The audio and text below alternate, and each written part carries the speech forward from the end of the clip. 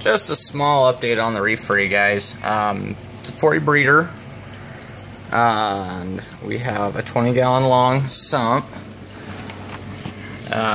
baffleless.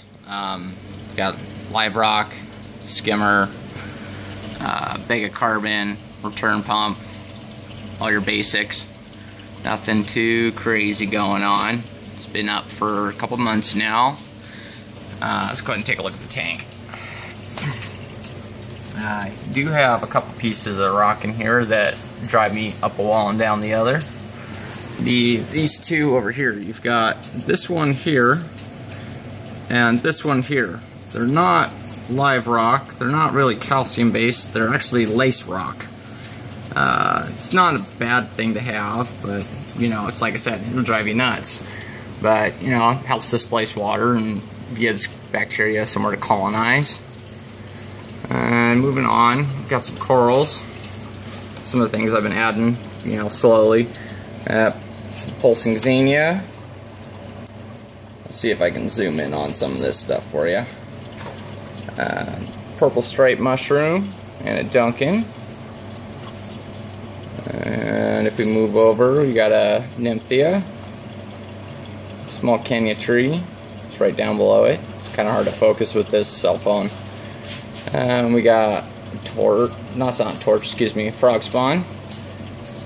A couple of leathers. That one I got from the local fish store. That one came from Javier's tank. Which one do you think I got a better deal on? Let's see if we can look at some of the other things in here. There's another Kenya tree and a colt. Colt coral's pretty cool. It's probably about 10 inches. You know, it's not too crazy big for this tank. As you can see, there's my clown. It's a freaking camera whore.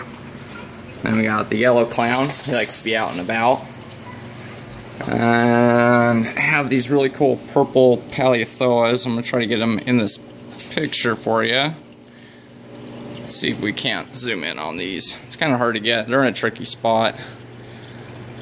Let's see here if it'll focus. Nah, it's not going to let me focus. Phone's acting weird. But they are purple, and they have a red ring around them. There's about 3 of them there now. Tank's coming along. It's maturing. Yeah, nothing too crazy going on.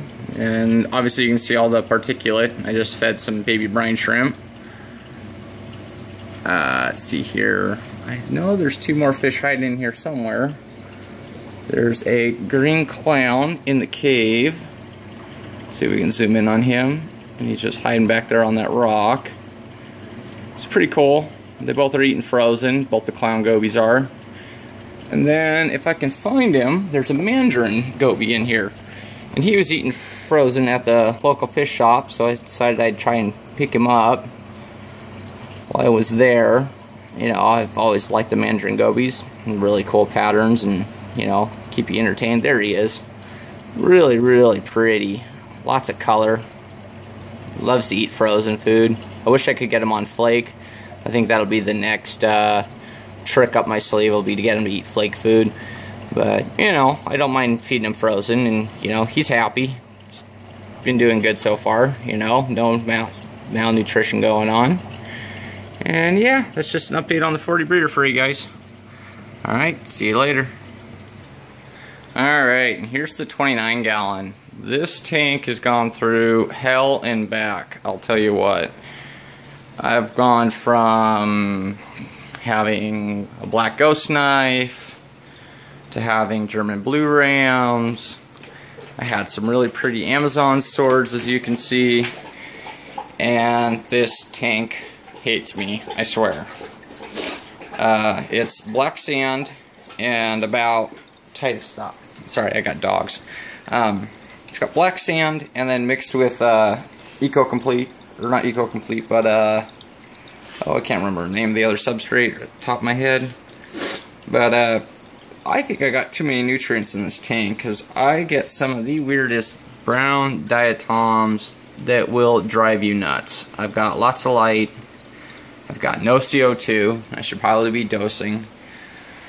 And I'm really not sure what I'm going to do with this tank. I mean, you know, I've got this really nice fixture that I got from Joel, one of the buddies on Darkstar. You know, it's a great fixture. It's digital. It's too long for the tank, but it does a great job of giving off light. Not sure. I've got a African sailfin cat in the back here. Really pretty. He's probably about 4, maybe 5 inches now. It's kind of hard to get a picture of him. Let's see if I zoom down here, if we can get, yeah, there's Algae. See if we can get a picture of him. He's cool. He likes to hide a lot most of the time. And then I have a big female Sturbe Cory. Literally the day I got her, she gave me eggs all over my tank. And my sailfin cat goes, oh yay, free food. Yeah, that didn't last long. And then the little male that I have is an inch in size. And I'm not sure where he's at. He's probably behind her. They're usually together. I think it's kind of cool that they kind of school together. Yeah, I think if I can get this to focus. There it goes. Yeah, I think the other one's back behind. And it's just kind of cool that they stay together most of the time. They like to hang out, and it keeps things pretty interesting, you know. And well, we'll see how it goes. You know, if I, you know, get CO2 or do liquid CO2 and try to get this tank to bounce back, do a couple of water changes, and you know, take it easy, go from there, see how it goes, and you know, enjoy it. You know, I'm trying not to go too crazy and go super high tech, but you know, I'd like my plants not to be dying off at the same time. Alright guys, take it easy. Alright, this will be the last tank for the day. I recently got a new pair of critters, and I thought I'd show them off to you guys. I keep geckos, and I've had a female now for a while. Let's see if I can't zoom in on here. Sorry about all the water. But she is, let's see here. See if I can find a good, nope, I'm going to get too much glare. She's probably a good, I don't know, from nose to tail, probably about 6 inches. She's pretty good size. I've had her for about a year. They're New Caledonian crested geckos. I swear they're the easiest thing to keep in the world. I mean, I've had my female now for, like I said, a year, and I think it's cost me $10 to keep her. Her cage, here, let me zoom over here. Her cage is over here. This is a 10-gallon that I built. I put it up on its side. It's got a screen top on it, and then just a duct tape front door. And then I just sealed the baffle down below. And this did pretty good on airflow and circulation and making sure she still had humidity. And then there's a heat pad on the bottom side of it. So it wasn't too bad for keeping things pretty normal. So now that I got 2 new guys in here, let's see if I can do this real quick. I'm going to go ahead and zoom in on these guys. That would be my dog. Sorry about that. So he is probably about in the 3 or 4 inch range. You know, they're usually nighttime dwellers, so I just put a really, really dim bulb on here so it's not super bright and hurting their eyes. And then the other male is over here, and he's a Dalmatian. And so he's a yellow Dalmatian, which is kind of cool. You don't see them very often. These came from California, apparently. And the gal that was getting rid of them was really nice. But yeah, I got both of them, and they were both in a 10-gallon. And let me show you that 10-gallon real quick. That's the 10-gallon they were in. They were on Reptiliner and had really weird decorations. And it's a screen top. Literally, it's a screen mesh top.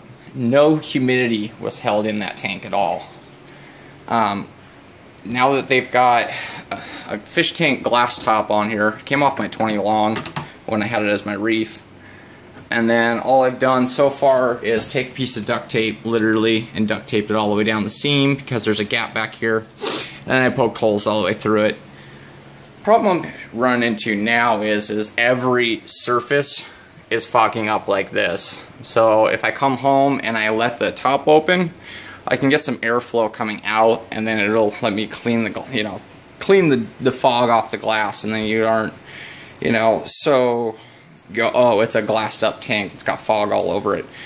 So I think I might do the same thing and find another screen top like this one and build another one for this guy over here and just run a small screen top over the top of it just to help get some of that airflow and circulation that you need to help you keep your geckos happy, because they still need airflow, but they do want a higher temp on the tank.